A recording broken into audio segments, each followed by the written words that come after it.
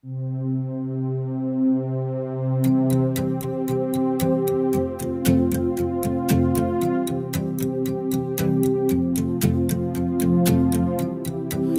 thiang re ko har ta ka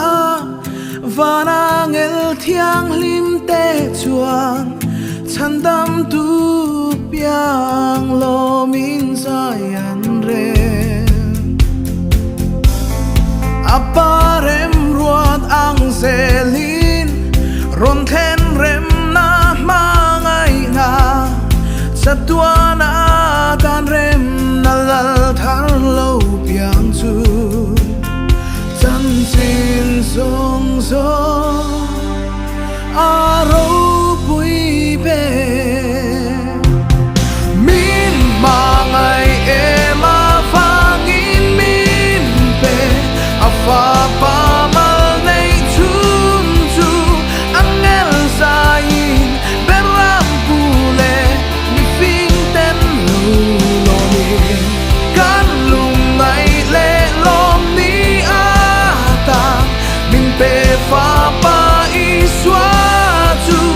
thil ben song song aro pui ber mai a piang ta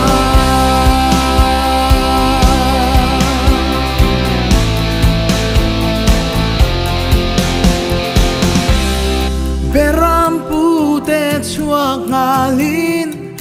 angel thu soi fia turin Bethlehem man then chuan fia ina o lal thar lo piang chu an mu chan chin lom om ron then tu thu thar lom om tak chu mi dang te shili chan chin song song aro pui be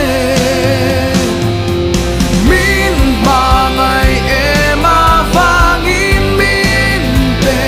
afa pa mal nei chun chu angel sain beram pule mi fing ten lu lo ni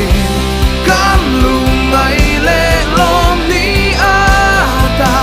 min pe fa pa i swa chu thil ben song song aro pui bel mai a pia ko chang mi fing ten lo kalim try to rc sweetly si bai pu tu le ro lu be duri min mangai ema vangin min pe afa pa